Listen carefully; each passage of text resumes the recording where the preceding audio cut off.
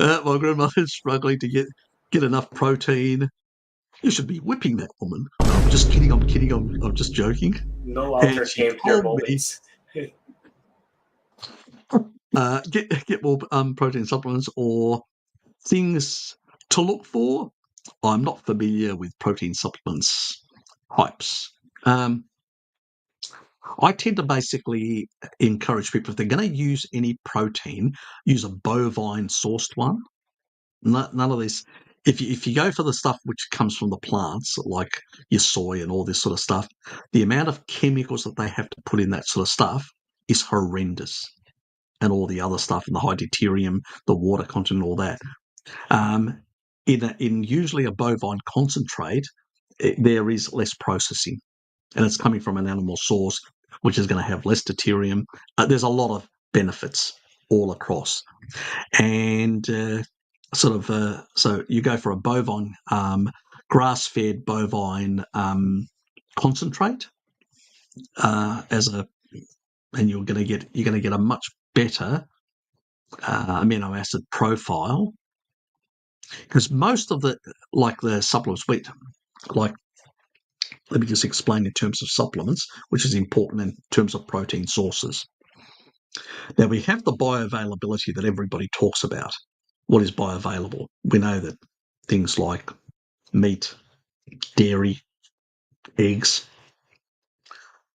are either 100% or just close to 100% meat, in terms of nearly close to 100%. Dairy and eggs are 100%. That means they're very bioavailable. So you get them in your system. Not a problem whatsoever. But the utilization is different.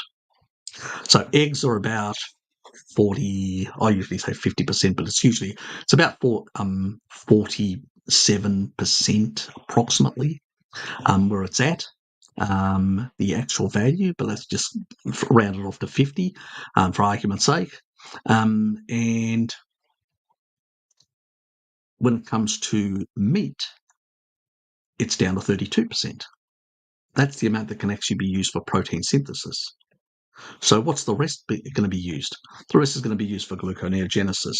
The rest is going to be used for to build polypeptides and transporters, protein transporters that move things around. For enzymes to break things and build things up again, catalyzing things.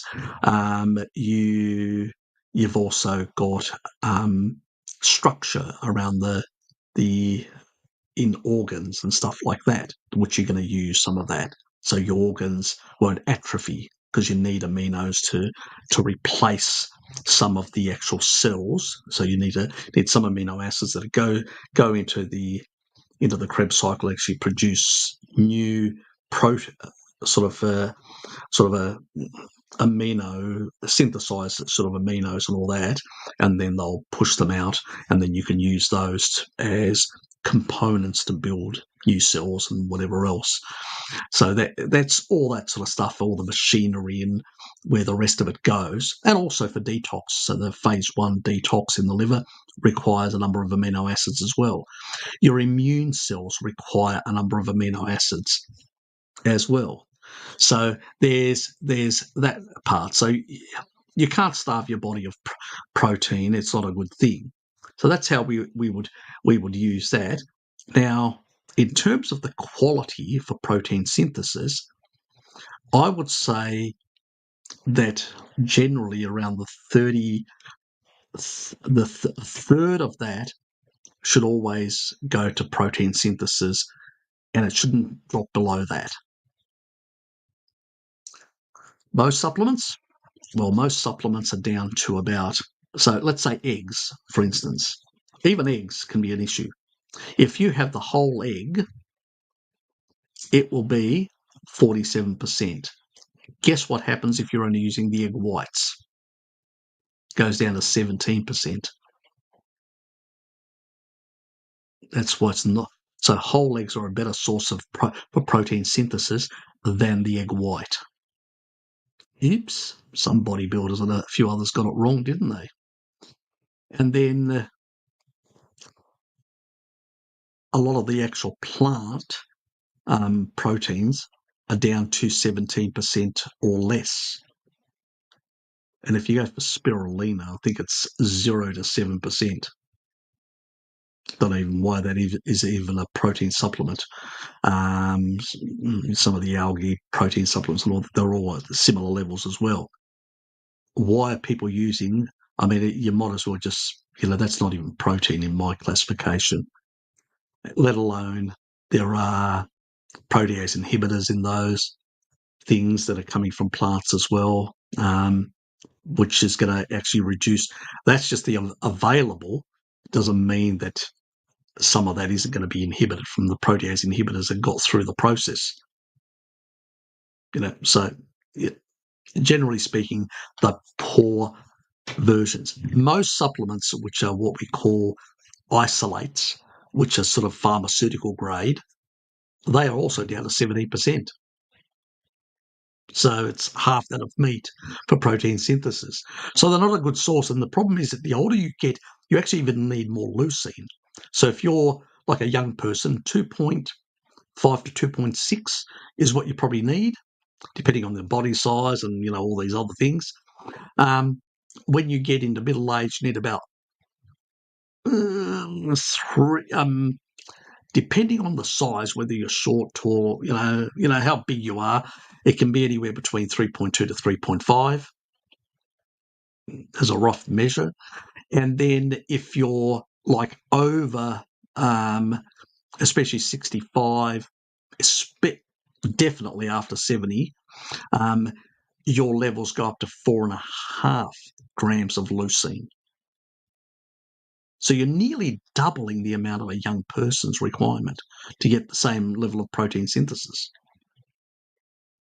Now you understand why I usually say, and taurine can actually bind to the mTOR receptor, especially as a higher affinity in the bones, but also in the muscles. And what it can actually do is increase protein synthesis. That means the effect of leucine can actually be amplified. That's why I like combining the two together. That's what I did with Dad.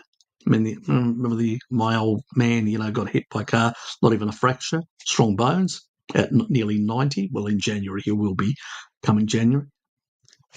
These things don't happen accidentally. They happen because people put in the right stuff to make the stuff work and be strong.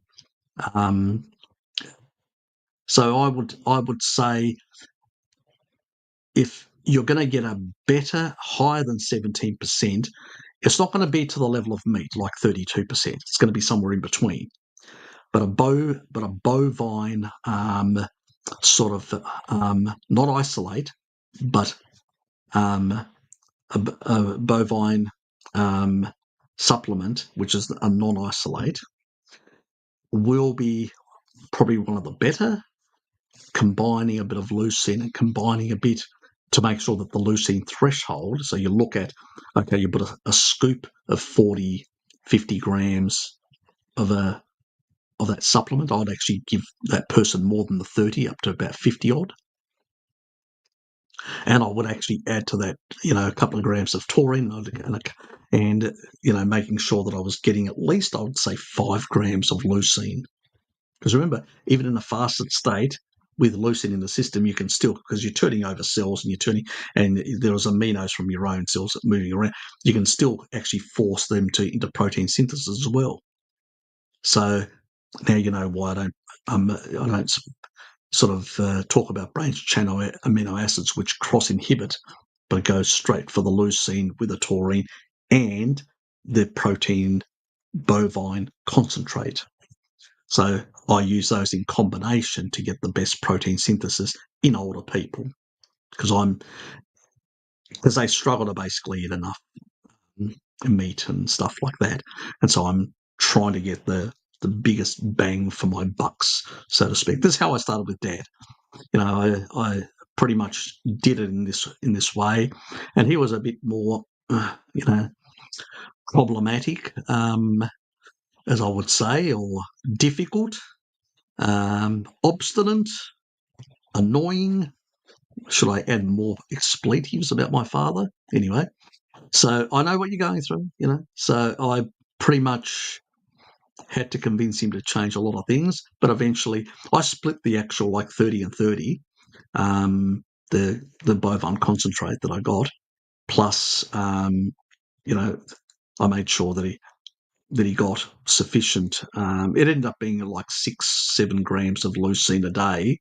It was probably about 6, 3 and 3 plus what was in the concentrate, with 2 grams of taurine with each one of those. And he would have one a bit earlier, one a bit, like an hour later, and he could tolerate that, the quantity. So he sort of ended up having like a 2 smoothie type things rather than just one, which was much harder for him to, he would throw it out. So it was much easier just to do the 2 anyway.